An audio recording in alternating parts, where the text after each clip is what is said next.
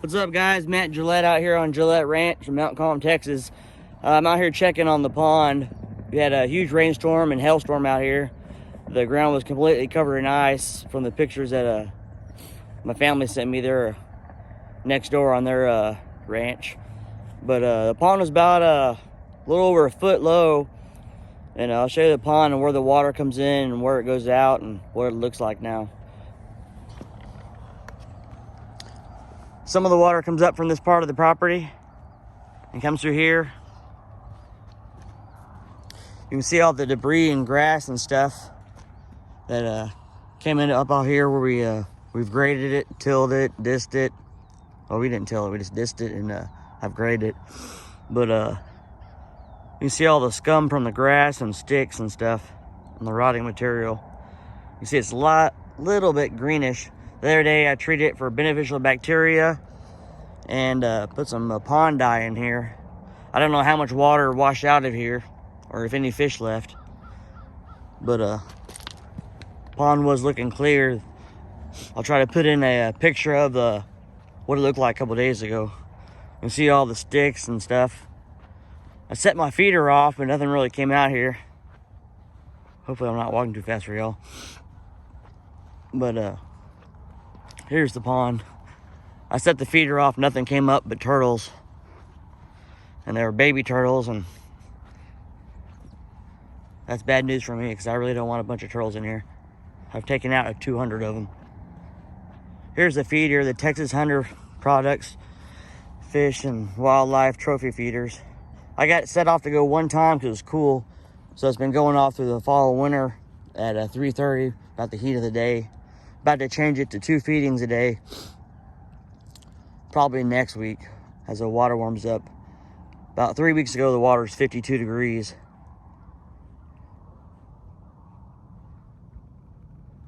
Show you the pond one more time.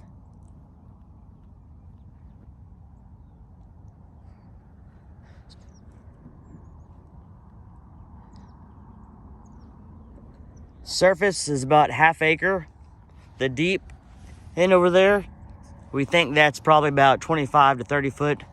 I haven't measured it, but this pond was made years and years ago. When we first got the property, you couldn't even get to the pond. It was all full of brush and sticks. I'll try to find some pictures back from 2012, but I'll show you where the water exits. It used to flow all the way out in the pasture and be muddy as can be. So I changed it, me and Dad changed it. You see all the crud that was washing out.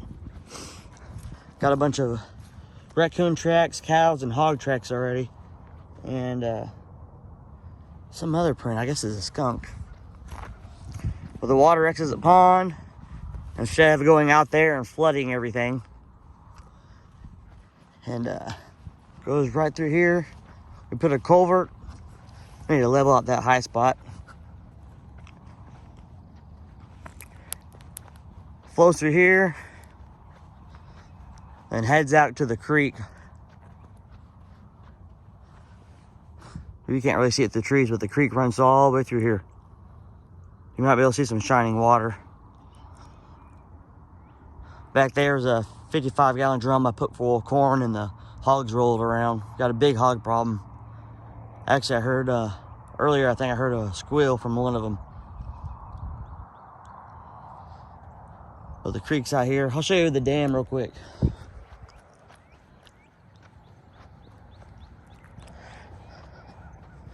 I need to put a post here and pull back this hot fence.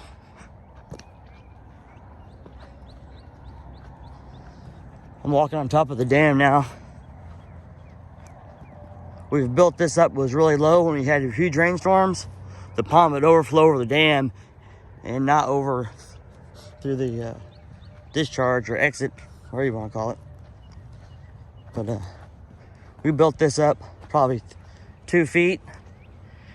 Then you can see how far we built it up on the slant. Over here we added so much as about 7 foot, 8 foot. But there's part of the creek right here. We have a little problem.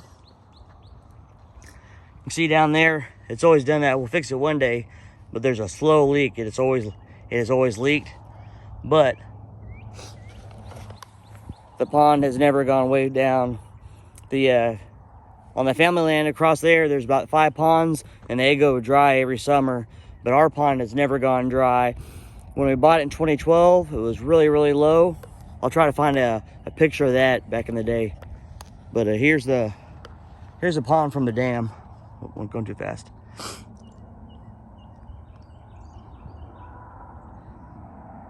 It's a steep drop off right here off the dam. It used to be steeper, but the cows are always coming over here drinking and just tearing up the sides of the pond.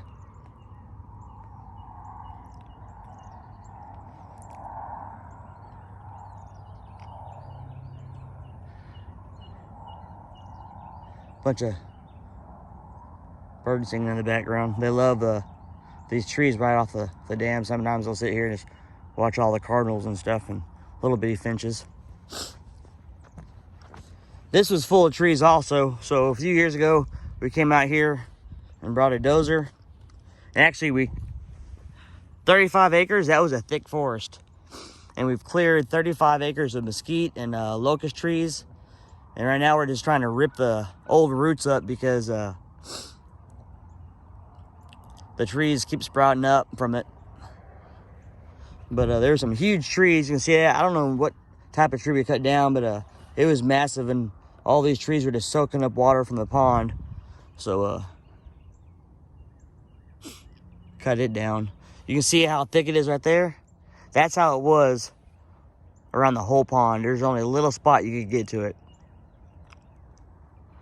The dozer cleared all the trees with that one because he tried to knock it over, but he couldn't.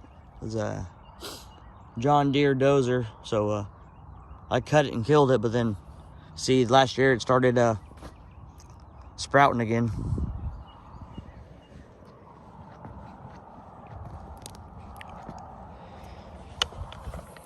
That's about it on the pond. I'm gonna go see what else I can do out here. Appreciate y'all. Y'all take care. Have a good day.